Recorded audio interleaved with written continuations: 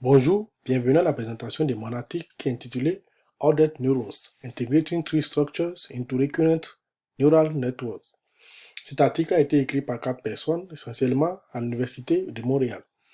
Quelle est l'idée derrière quelle est l'idée qui a poussé à faire cet article? L'idée qui a poussé, c'est que selon les études linguistiques, le langage naturel a une structure hiérarchisée et non une structure séquentielle. Donc, l'objectif, c'est de pouvoir induire cette hiérarchie dans le modèle dans le modèle des réseaux de neurones récurrentes. Donc, par exemple, si on peut prendre l'exemple qui nous a été présenté dans ce diapositive, nous voyons quand même que notre langage a une architecture hiérarchisée. Nous voyons la phrase qui est au-dessus de tout. Nous avons les groupes nominaux qui s'agencent au fur et à mesure que la phrase grandit pour former une phrase entière. Alors, pourquoi faire cette représentation? Cette représentation nous permet de faire abstraction, d'augmenter le niveau d'abstraction du modèle. Ça permet aussi de modéliser les effets de la composition du langage. Donc, les effets de la composition de notre langage, quels sont les effets, de modéliser leurs effets dans le modèle. Ça permet aussi d'aider avec le problème de dépendance à long terme en fournissant des raccourcis pour la propagation du gradient. Ça améliore aussi la généralisation via le meilleur biais inductif et réduit potentiellement le besoin d'une grande quantité des données d'entraînement. On verra toutes ces choses dans la suite. Alors, ce modèle est basé sur le LSTM et nous allons passer d'abord pour voir qu'est-ce que le LSTM. Le LSTM, c'est un réseau de neurones récurrentes. Et ces réseaux de neurones, nous avons vu dans le cours, est constitué essentiellement des gates et des cellules.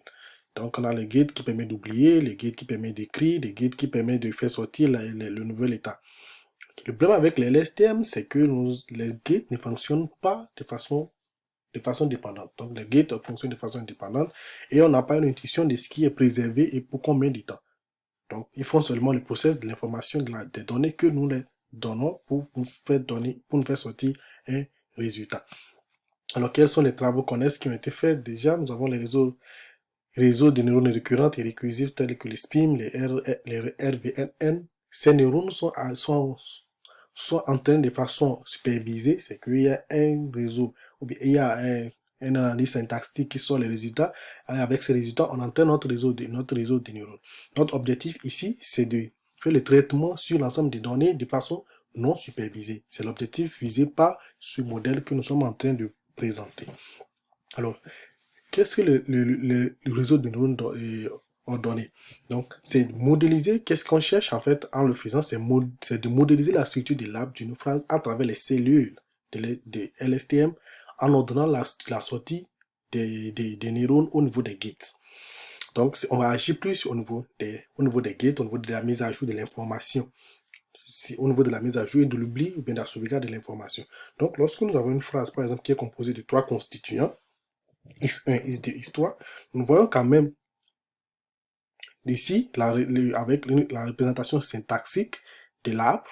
Et ici, nous voyons comment ça peut se représenter dans notre réseau de neurones. Donc, nous voyons ici que dans notre réseau de neurones, pour le traitement de chaque état, de chaque entrée XI, nous voyons que l'état caché X, l'état caché HTT, a les informations de la racine jusqu'à la feuille. Donc, de la racine, donc de S jusqu'à la feuille. Donc, c'est comme ça. Les informations seront procédées dans notre réseau de neurones à chaque état caché X et HTT.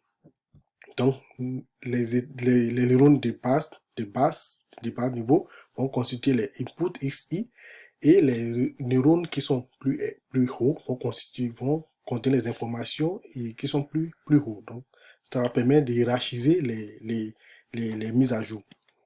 Donc, qu'est-ce qui a changé avec le ON-LSTM?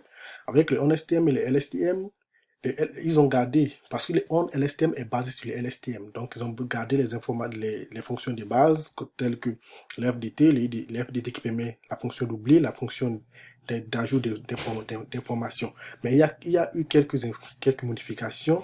La fonction de mise à jour CDT a été remplacée par une nouvelle fonction CDT, par une nouvelle fonction QMax que nous allons voir tout de suite.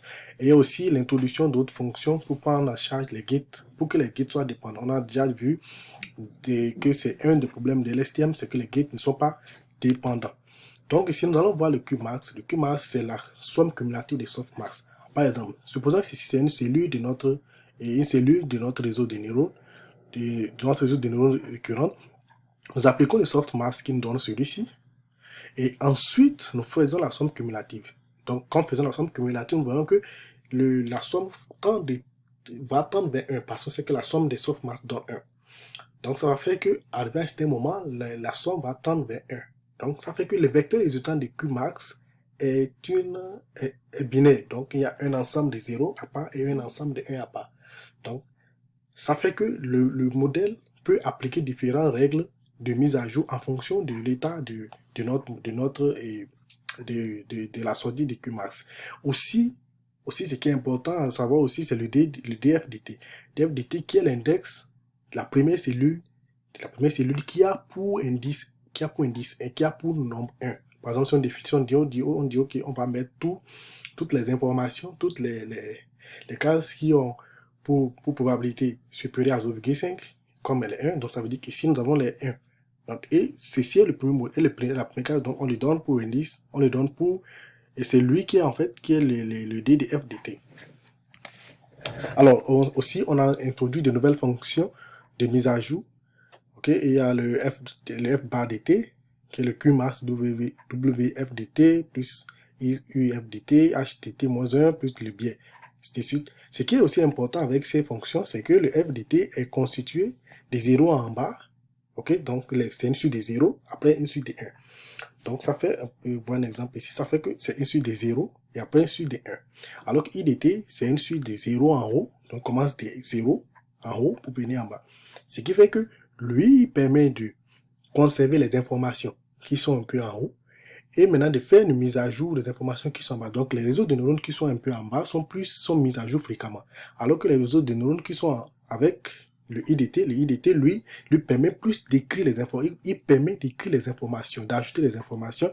Alors que le FDT, c'est lui le master gate forget. En fait, le master gate qui permet d'oublier ou de conserver les informations. Donc voilà un peu comment lui, il fonctionne. Donc, quand nous retournons à l'équation, nous voyons quand même que le résultat que ceci donne est plus dépendant de ceci. Parce qu'on fait une multiplication point à point avec le F. Donc, si on peut faire une multiplication point à point, on voit que ceux qui sont en bas ont une forte chance d'être mis à jour, mais ceux qui sont en haut seront conservés.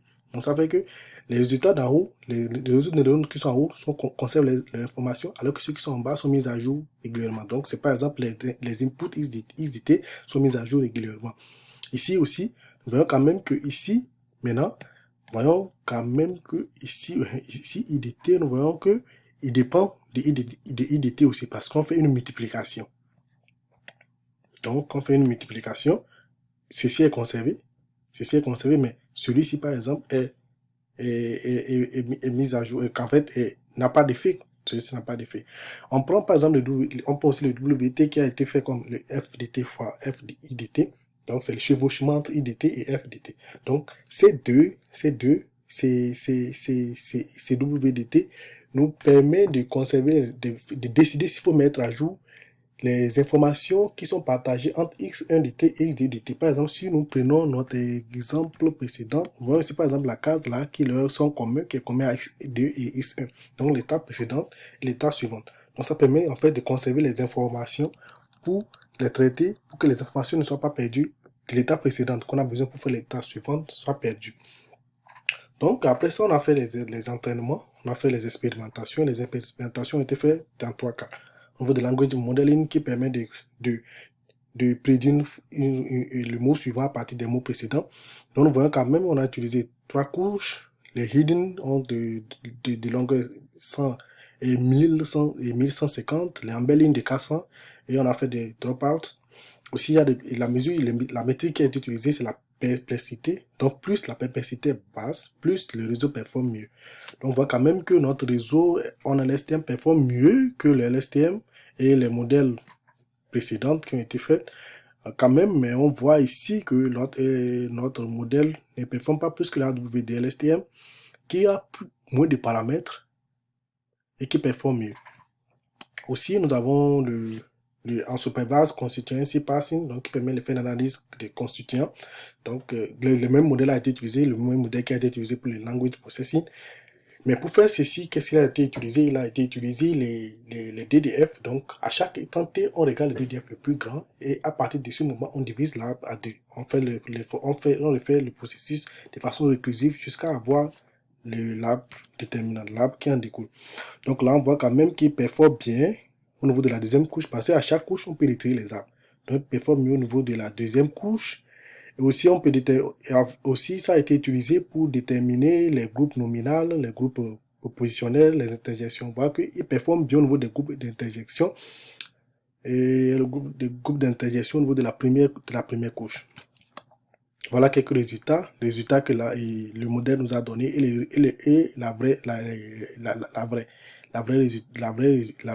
vrai résultat. On voit quand même que c'est plus proche, c'est quand même performant l'algorithme. Aussi, on a fait de déterminer si la grammaire du moins c'est juste et vérifier est-ce qu'il n'y a pas le verbe avant le mot, avant le nom, et ainsi de suite, pour voir est-ce que l'algorithme est capable, le modèle est capable de détecter. On voit quand même que le modèle a bien perfectionné lorsque nous parlons des dépendances à long terme. Donc, il dépasse les LSTM lorsque nous parlons lorsqu'il s'agit des dépendances à long terme. Par contre, lorsqu'il s'agit des dépendances à court terme, le modèle n'arrive pas à performer puisque le modèle en fait n'arrive pas à perfectionner plus que les LSTM. Et donc, ça veut dire que notre modèle est bien pour les dépendances à long terme. Aussi, il y a l'inférence de langage. Donc, on retire, en fait, on prend les informations, on prend les phrases des couches et on essaie de les classer. Donc, on voit quand même que notre modèle performe bien. C'est notre modèle qui est en bleu. Notre modèle performe bien lorsque les phrases sont longues et lorsque donc, plus la phrase est longue, donc on a une longue dépendance. Donc, on voit que notre modèle performe bien. Donc, dans cet article, qu'est-ce que j'ai présenté? J'ai présenté le LSTM qui est basé sur j'ai présenté le ON LSTM qui est basé sur le LSTM. Et pour le faire, on a fait une modification des gates pour que les gates soient dépendants. Et on a introduit une nouvelle fonction d'activation, le QMAS, qui a permis de hiérarchiser la mise à jour des informations dans le réseau des neurones récurrentes. Merci d'avoir suivi ma présentation et j'espère que vous avez bien compris. Merci.